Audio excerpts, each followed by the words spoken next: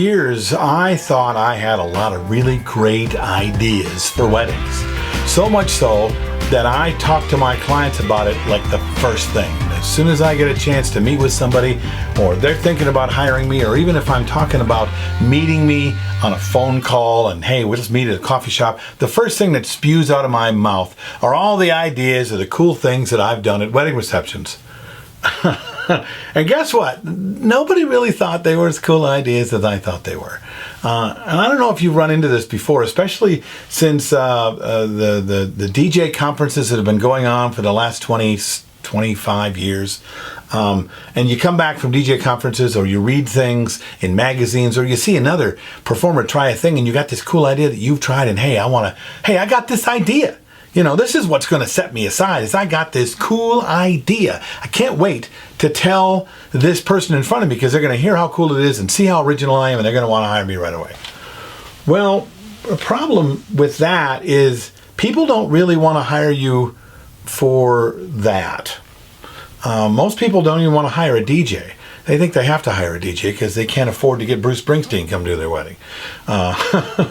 And they've all seen bad DJs. Everyone has seen bad DJs.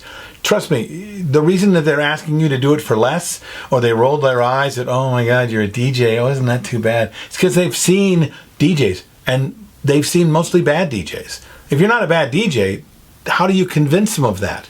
Well, you can't do that by sharing a bunch of ideas right out of the gate like they know, or like you know how their show ought to go. Or like they've hired you because you're a really great entertainer. Okay? What you really want to take the time to do is listen to your clients in such a way so that you can mine ideas from them to create for them around the things that matter to them.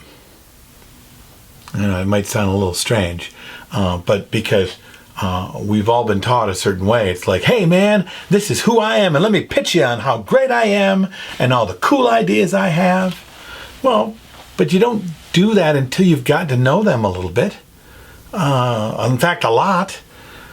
For me, I want to spend the time getting to know not only who they are and where they came from, but what is important to them, and then what's important to them for the event. Because you'd be surprised the things that are most important at the event.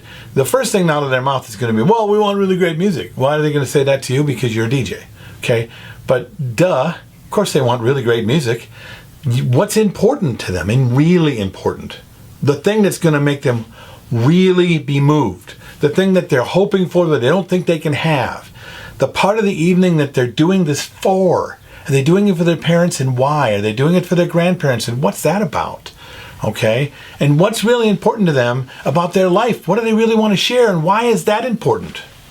Because once you know those things, then you can actually give them an idea. Trust me, you have enough ideas. If you've done this more than a couple of years, you've seen people, and if you're doing this at all, you've already got a creative mind. So you're just not using it on their behalf. Look, a painter gets hired to paint something for a bank. And usually they are hiring the painter to create something for the bank around what's important to the bank, right? Not always. You hire Picasso. Picasso scribbles on a napkin and gives it to you, so you get what you get. But oftentimes an artist is being hired to create something for them on their behalf and express what's important to them. That's what you're getting paid to do all the time. Hate to tell you, you're not the artist that they're coming to see. They didn't have a wedding to come see Bob and Mary to see the amazing mixing skills of Bill the DJ. No, you are creating for them, and everything you do is about them and for them and has zero to do with you. Then you really need to understand who they are and what's important. Here's a quick example. I did a wedding about 10 years ago, a young couple that met in college. She played for the University of Minnesota basketball team, women's basketball team. She was a first stringer. She was the star of the team. Okay. He played for the University of Minnesota basketball men's team, first string star of the team, okay? Both Minnesota Golden Gophers boast basketball players. And if you've been around basketball families at all, you know that you can't be around them for very long. At any time of the year, no matter what day it is, 365 days a year, that basketball is going to be part of the conversation, even if it's not themed that way. But they're having a wedding. They don't have little basketballs everywhere, and they don't have anything really talking about that whole idea, except for the fact that I'm going to tell them later how they met, and most of them do anyway. So there's an underlying theme of basketball, and basketball is very important to these two people, all of their friends, all of their families, has been for years. So you have any ideas for our event that would create something that's very fun? Well, it wasn't very tough. I mean, you're probably thinking about the idea already before I'm saying it out loud, because really, if we're going to do basketball, and basketball's the thing that's the most important to them, I go and to the toy store, I buy a Fisher-Price basketball hoop, that's yay high, right, with a backboard, and with the little basketballs about that big around. And then I pulled names each time they clinked their glasses, and one person would come up in front of everybody and shoot 3 baskets. If they get 1 basket in, the bride and groom kiss. If they get 2 baskets in, the bride and groom and their parents kiss. If they get 3 baskets in, everybody stands up in the room and makes out. If they miss all 3, then I make them kiss somebody in the room. Okay, it worked out great, and it was perfectly themed for that couple, and that was 10 years ago, and I've never done it again. Why?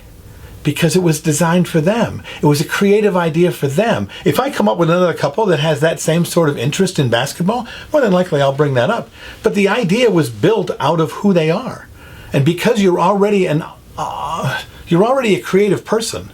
If you ask enough questions and you care enough about creating something that matters to them, you are automatically going to come up with these ideas. You have this creative notion already. You're just not feeding it to be able to reach in and see the things that you already know to be able to create something unique for them. What do you think of this? What kind of ideas have you come up with? Write down some stuff in the comments below. Reach out to me. Bill@BillHermann.com is my website and my email. Be sure to subscribe to the podcast. I have a workshop. Many of you don't know. Some of you do. Entertainment Experience is the workshop. You can find it on Facebook. You can find it on the web at entertainment-experience.com. If you want to know more about attending those, reach out. Otherwise, I'll see you next time on Creative License with Bill Hermann.